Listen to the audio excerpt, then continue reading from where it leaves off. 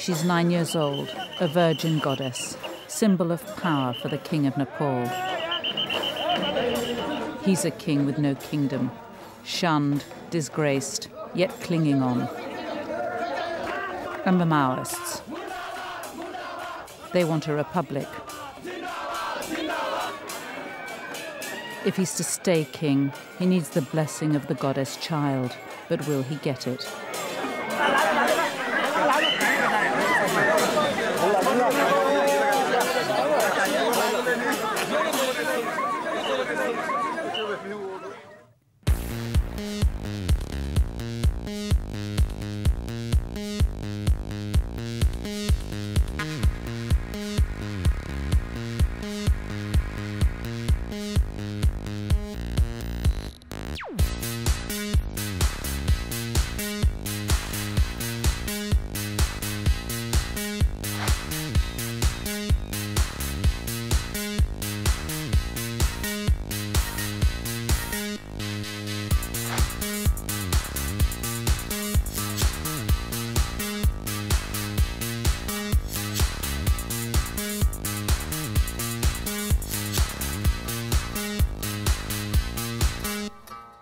So here we are, off to Hong Kong with the UK trade mission.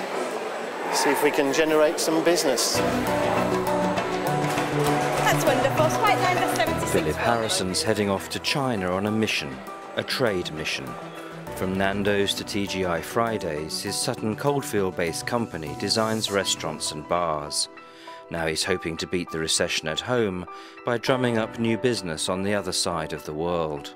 Our original reason for going out to Hong Kong and Shanghai was to really see if there were opportunities for us to exploit our skills that we know we've got working in the UK market. Lee Holman runs a design agency at Fort Dunlop, and he's hopeful that he can offer something new out in China. Like the Chinese, they love our design. They love what we can create, so we're innovative. They're very interested in us as a country. Birmingham Chamber of Commerce have high hopes for this, their latest trade mission. But will it be enough to help these Midlands businesses get a foothold in one of the world's fastest growing economies?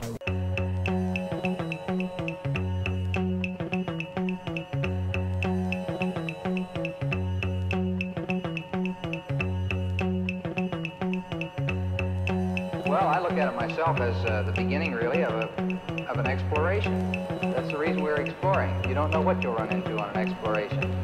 What the sky looks like, what the stars look like. Do they still twinkle, or are they a steady light when you get outside the atmosphere?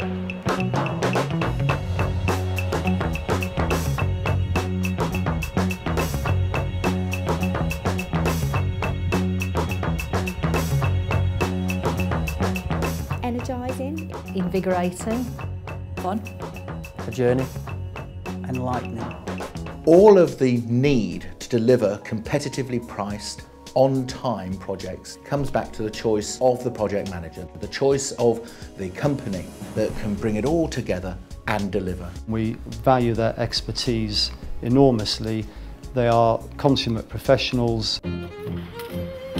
19th century Birmingham was an exciting place where metal sang. Its people were continually looking out to find new things to make. And the mass production of steel pens, which began in the 1820s, owed much to the adaptation of techniques from the button trade. Within decades, women workers were having to turn out at least 18,720 steel pens a day. That was their lot. Even though CEDA was 3 months ago, it seems that far too many people are finding it absolutely impossible to rebuild life. I mean, look at the kind of conditions that they're camping in. Look. And the further away you get from the city and the more into the country where the devastation was acute, the more you realise the conditions people are still living in.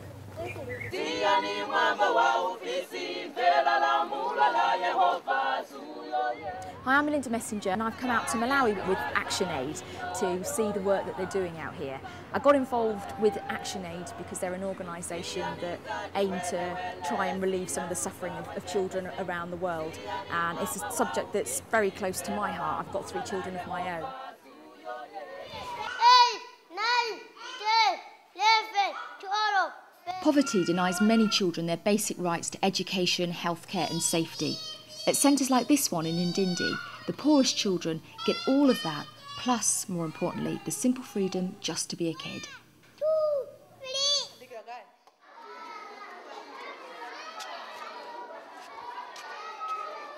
Do you know that just £5 will provide this breakfast, it's porridge, to a child every day for a year?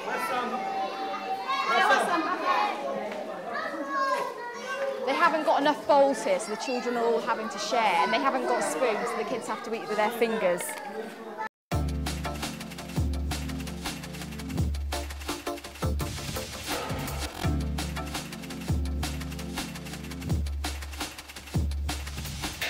My name's David Grimes. I'm the Head of Active Traffic Management for the Highways Agency. Active Traffic Management is a series of different elements which actually utilise our network of roads much better, make best use of the roads that we already have. More than half of people over 60 are deaf or hard of hearing, and it's not only adults. In the UK, 20,000 young people aged under 15 are moderately to profoundly deaf. RNID's vision is a world where deafness and hearing loss are not barriers to opportunity and fulfilment. We are changing the world for the UK's 9 million deaf and hard of hearing people. I'm just still that grubby-haired little schoolboy from a council house from a country town called Stroud in Gloucestershire who went off and played cricket for a living.